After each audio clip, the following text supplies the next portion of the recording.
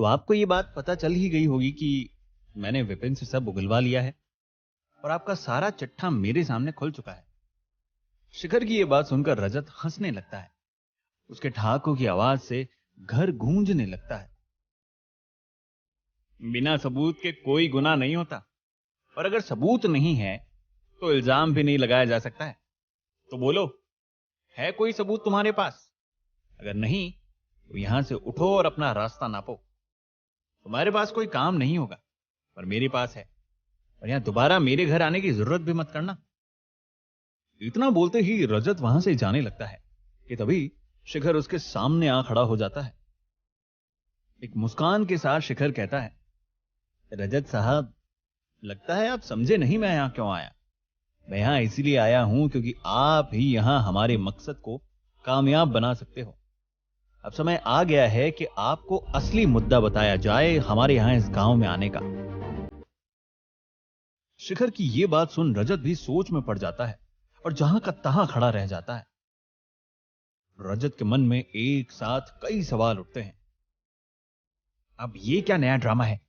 कहीं इस शिखर की कोई साजिश तो नहीं? शिखर रजत की ओर देखते हुए कहता है,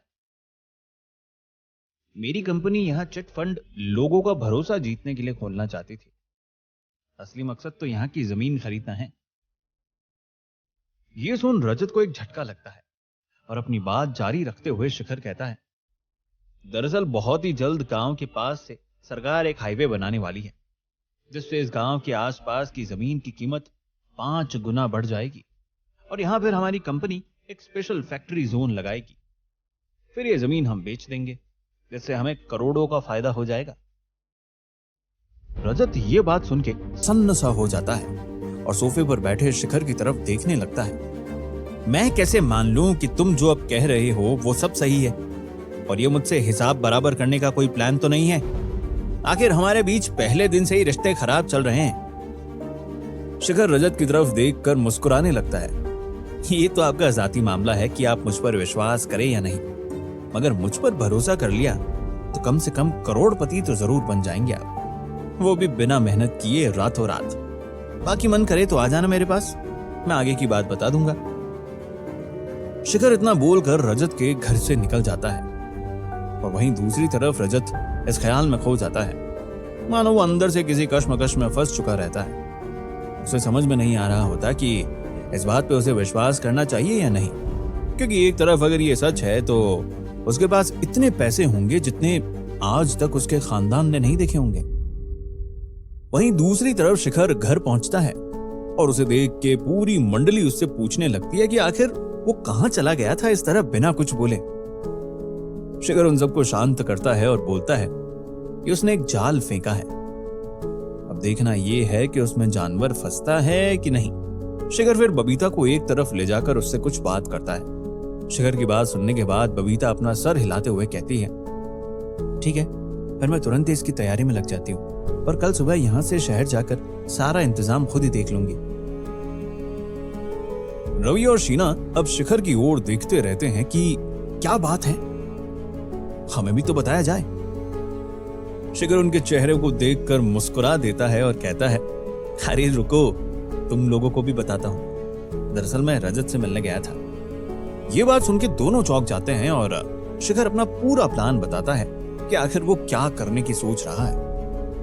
रवि अपने सर पर हाथ फेरते हुए कहता है, प्लान तो अच्छा है, वैसे भी वो लालची है, जरूर इस झांसे में आराम से आ जाएगा, पर हमें सावधान रहना होगा क्योंकि वो बेवकूफ नहीं है, और जब से हम गांव में आए हैं कुछ भी हमारे हिसाब से नहीं हो रहा है। शीना रवि को बीच में ही काटते हुए कहती है।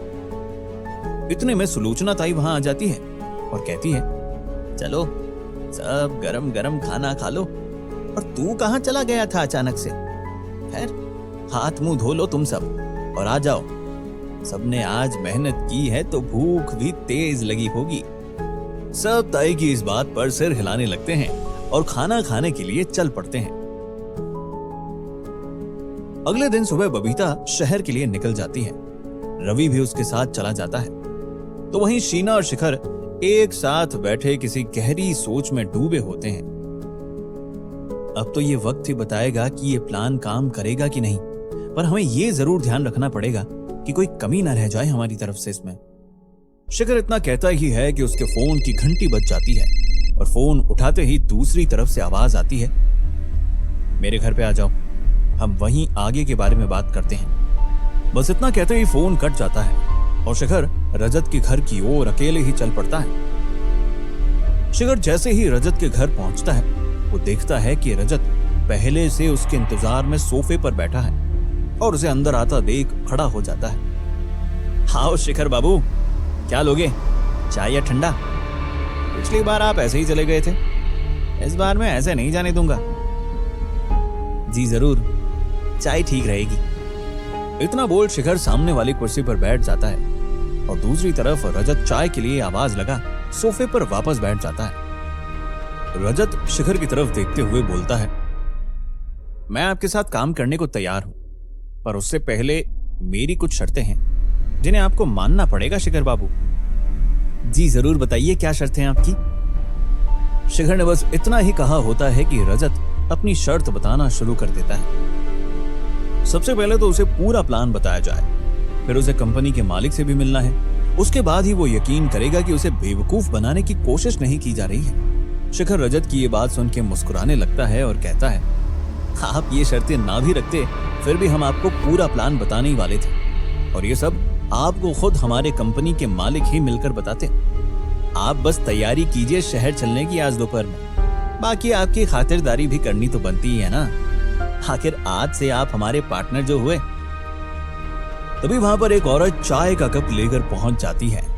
एक एक कप उठाकर चाय की चुस्की लेने लगते हैं। चाय की कप नीचे रखकर शिखर खड़ा हो जाता है और कहता है, चलिए फिर आप तैयार रहिएगा शाम को शहर चलने के लिए, हम गाड़ी के साथ आ जाएंगे आपको लेने के लिए।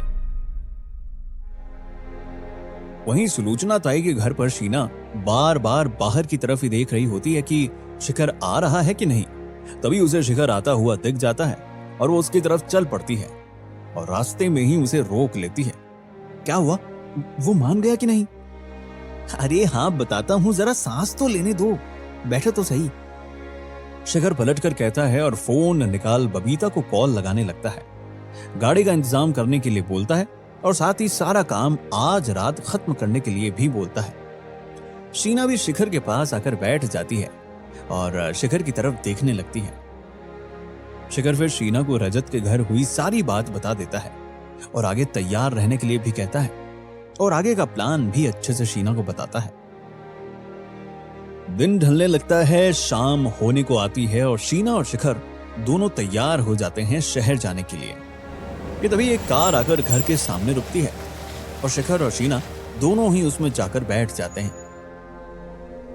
फिर वही कार रजत के घर की ओर चल पड़ती है और कुछ ही देर में वहां पहुंच भी जाती है। रजत वहां बाहर ही खड़ा होता है और वो गाड़ी की पिछली सीट पर शिखर के साथ बैठ जाता है और गाड़ी चल पड़ती है। वहीं दूसरी तरफ बबीता सारी तैयारियां कर रही होती है कि उसके मोबाइल पर मैसेज आता है, हम सब निकल चुके हैं, जिसके जवाब में बबीता, ठीक है, यहाँ पर भी सारी तैयारी हो चुकी है, आ जाओ, लिख के भेज देती है।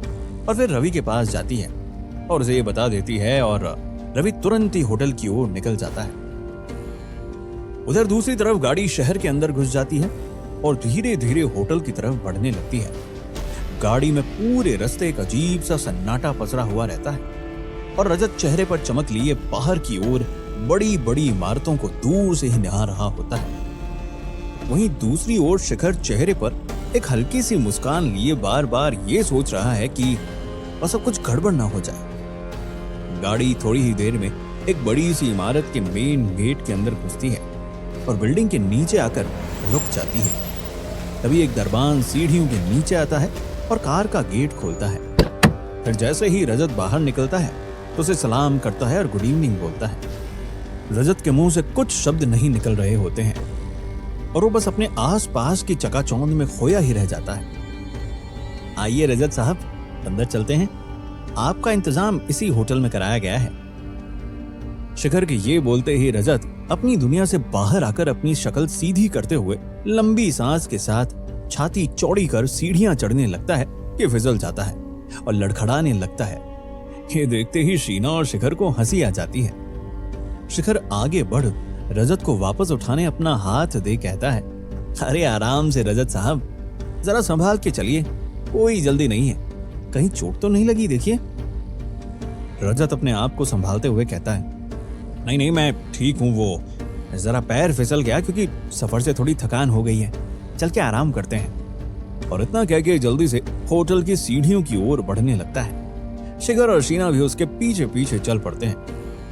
अंदर घुसते ही रजत देखता है कि लॉबी में रवि बैठा हुआ है और रवि सभी को देखते ही खड़ा हो जाता है और रजत की ओर बढ़ता है। आइए रजत साहब, स्वागत है आपका हमारे शहर में, चलिए आपको आपके कमरे में ले चलता हूं। और फिर सब रवि के पीछे पीछे चल पड़ते हैं लिफ्ट की ओर। लिफ्ट होटल की 7वीं मंजिल पर आकर रुकती है और फिर सभी लिफ्ट से उतरकर रवि के पीछे पीछे कमरे के बाहर जाकर रुकते हैं, जिसे रवि चाबी से खोलता है।